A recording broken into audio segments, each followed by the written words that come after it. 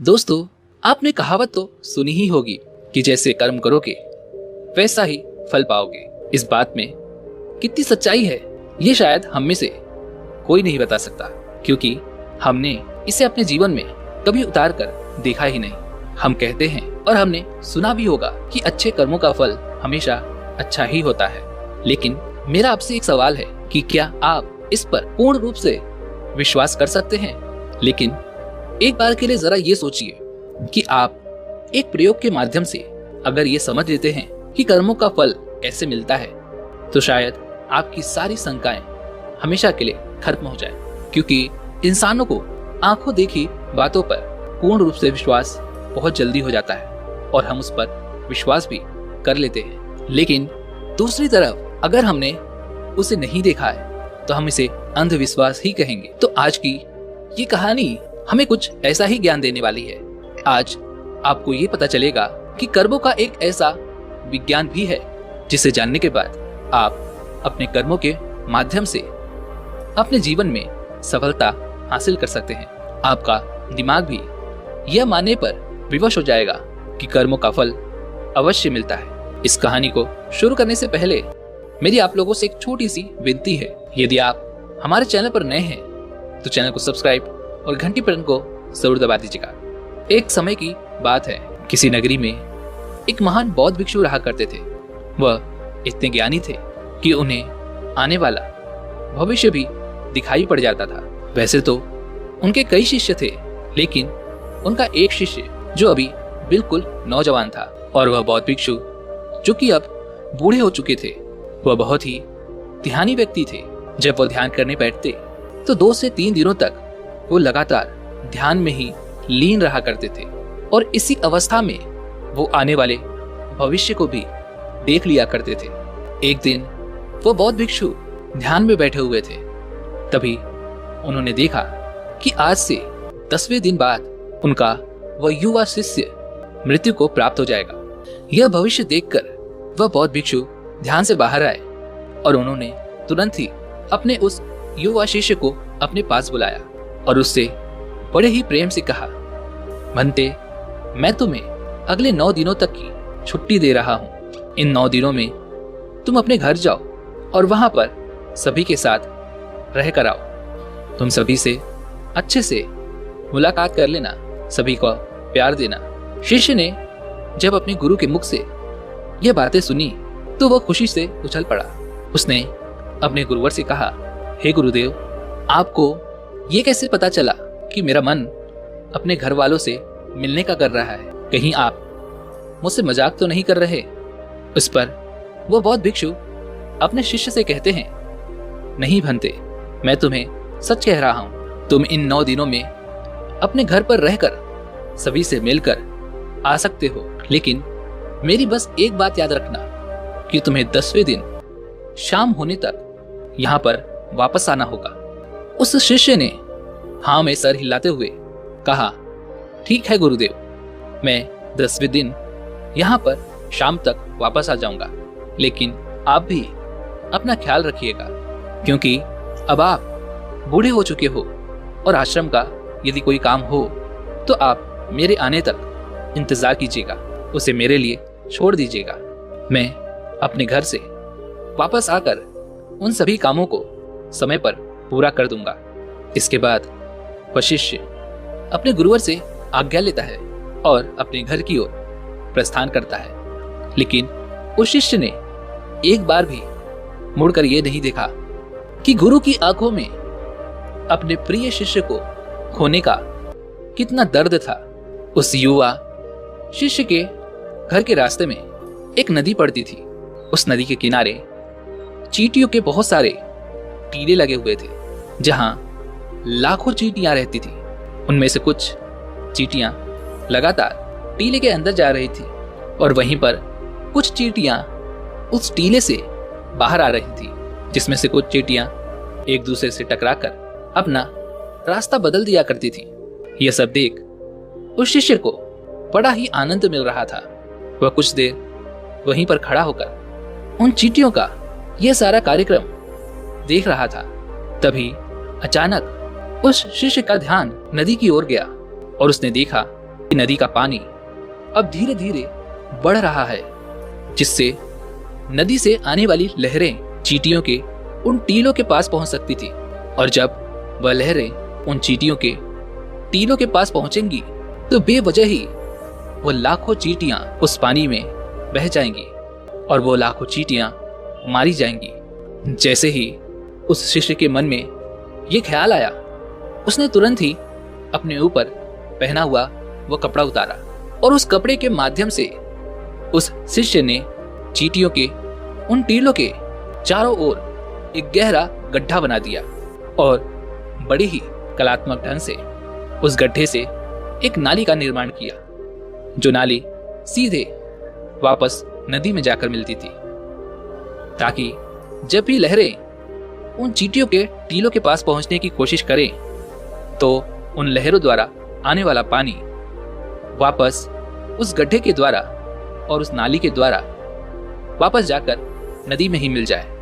इतना कर कर वह शिष्य अपने घर की ओर चल पड़ा। अपने घर पर पहुंचने के बाद वह अपने घर वालों से मिला और घर पर रहते हुए 9 दिन कब बीत गए उसे पता ही नहीं चला। और तभी उसे याद आया कि उसे कल तक वापस गुरु के आश्रम में लौटना होगा, जैसा कि उसके गुरुवर ने उसे आदेश दिया था। उसने अगली सुबह ही आश्रम के लिए लौटने की तैयारी शुरू कर दी और जैसे ही सूरज की रोशनी दिखाई देने लगी वह आश्रम की ओर निकल पड़ा। उसे उम्मीद थी कि शाम तक वह आश्रम पहुंच जाएगा। धीरे धीरे चलते चलते शाम हो चुकी थी। यहाँ गुरुदेव आश्रम में बैठे बैठे ये सोच रहे थे कि आज तो 10वां दिन है और जैसा कि मैंने उसका भविष्य देखा था कि 10वें दिन वह मृत्यु को प्राप्त हो जाएगा, अब तक शायद वह मृत्यु को प्राप्त हो चुका होगा। इस बात को लेकर वो बहुत दुखी थे। वो मरने से पहले आखिरी बार अपने उस प्रिय शिष्य को देखना चाहते थे। वह ये सोच ही रहे थे कि कम से कम आखिरी बार ही सही मैंने अपने प्रिय शिष्य का मुख तो देख लिया होता। वह इसी चिंता में बैठे हुए थे। वह यह सब सोच रहे थे, तभी अचानक दूर से उन्हें कोई आता हुआ दिखाई पड़ा। उन्होंने बड़े ही गौर से देखने की कोशिश की और जब उन्होंने देखा तो वे चौंक गए। उन्हें यह पता चल चुका था कि उनका शिष्य आश्रम वापस आ रहा है। गुरु से रहा नहीं गया। वे तुरंत अपने आसन से उठे और दौड़कर जाकर अपने उस शिष्य को गले से लगा लिया। लेकिन अभी भी वह अचंभित थे कि आज 10वां दिन होने के बाद भी उनका शिष्य जीवित कैसे है। वह यह सब कुछ जानना चाहते थे कि उनका देखा हुआ भविष्य कैसे गलत हो गया। उन्होंने अपने शिष्य से कहा कि जब तुम यहां से गए थे तो इन 10 दिनों में तुमने क्या क्या किया, मुझे बताओ। तब शिष्य ने चींटियों वाली वो कहानी अपने गुरुवर को सुनाई। कहानी सुनते ही उन गुरुवर को यह समझ में आ चुका था कि उनके इस शिष्य ने उन लाखों चींटियों की जान बचाई थी और इसी नेक काम के परिणाम स्वरूप उनके शिष्य को एक लंबा और खुशहाल भरा जीवन प्राप्त हुआ है। अपने प्रिय शिष्य के मुख से इन सारी बातों को सुनने के बाद गुरुवर के मुख से अनायास ही निकल पड़ा, कर्म लौटकर अवश्य आता है। शिष्य ने गुरु की इस बात को सुना, लेकिन वो इस बात को समझ नहीं पाया। इसलिए उस शिष्य ने अपने गुरुवर से पूछा कि आप क्या कह रहे हैं। तब उन गुरुवर ने अपने उस शिष्य को वह सारी बातें बता दी जो उन्होंने ध्यान में बैठे हुए देखी थी। जब शिष्य ने वह सारी बातें सुनी तो उसके मन में एक सवाल जगा। उसने अपने गुरुवर से कहा, हे गुरुवर, जब आपको ये सारी बातें पहले से ही पता थी, जब आपने ध्यान में ये सब पहले ही देख लिया था, तो आपने मुझे इसके बारे में क्यों नहीं बताया। जब आपको ये पता था कि कर्म इस तरह से काम करते हैं, तो आपने मुझसे पहले ही कोई अच्छा कर्म क्यों नहीं करवाया, ताकि मेरी आने वाली मृत्यु टल जाए। तो कृपा करके मुझे ये बताइए कि आपने ऐसा क्यों नहीं किया। मैंने तो अनजाने में ही उन चींटियों की मदद कर दी थी, जिसके परिणाम स्वरूप आज मैं आपके सामने जिंदा खड़ा हूं। लेकिन यह काम आप मुझे बताकर भी तो करवा सकते थे, तो फिर आपने ऐसा क्यों नहीं किया? इसके पीछे का क्या कारण है? अपने उस युवा शिष्य की इस बात को सुनकर वह गुरु मुस्कुराने लगे और कहते हैं कि भंते, यदि मैं तुम्हें इसके बारे में बता देता तो तुम्हारे मन में एक लालच होता और तुम अपना जीवन बचाने के लिए यह कर्म करते। लेकिन कर्म का असली अर्थ यह नहीं है, बल्कि जब हम किसी भी कर्म को बिना किसी लालच के, बिना कुछ पाने के स्वार्थ के करते हैं, उसी को असली कर्म कहा जाता है, जिसके क्रम में तुम्हारी कोई भी इच्छा जुड़ी नहीं होती।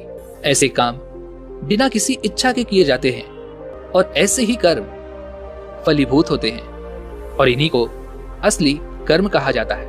यदि मैं तुम्हें इसी कर्म को तुम्हारी मृत्यु को टालने के लिए करवाता तो तुम्हारे अंदर यह लालच होता कि इस कर्म को करने के बाद तुम्हारी मृत्यु टल जाएगी। तुम अपनी जान बचाने के मकसद से इस कार्य को करते और तुम जब इस मकसद को पाने के लिए करते तो इसमें तुम्हारा लालच भी जुड़ा होता, जिसके परिणाम स्वरूप तुम्हें उस कर्म का पूरा लाभ नहीं मिलता। हम इंसानों के कर्मों का एक बहुत ही छोटा सा सिद्धांत है कि किसी भी कर्म को यदि आप बिना लालच के, बिना स्वार्थ के करते हैं तो वही असली कर्म कहलाता है। अर्थात आप किसी भी कर्म को पूरा मन लगाकर कीजिए, लेकिन उसके बदले में यह मत सोचिए कि उसका परिणाम क्या होगा, इसका फल हमें क्या मिलने वाला है। तुमने देखा होगा कि अक्सर जब कोई व्यक्ति दान करता है तो उसके साथ उसका मन भी जुड़ा होता है। वह दान करते वक्त यह सोच रहा होता है कि यदि मैं आज दान करूंगा तो भगवान मेरे साथ अवश्य ही अच्छा करेंगे, मुझे अच्छे फल मिलेंगे। और इसी तरह वह जिंदगी में बहुत सारे कर्म इसी तरीके से करता है, जिसके परिणाम स्वरूप हमें उस कर्म का पूरा लाभ नहीं मिल पाता और बाद में हम यह सोचते हैं कि हमने तो अच्छे कर्म किए थे, लेकिन उन कर्मों का कोई फायदा हमें नहीं मिला। कर्मों का सिद्धांत एक मिथ्या है, झूठ है। जरा आप खुद एक बार के लिए सोचिए, जब आप किसी मंदिर में जाते हैं तो आपके मन में कुछ न कुछ पाने की इच्छा अवश्य रहती है।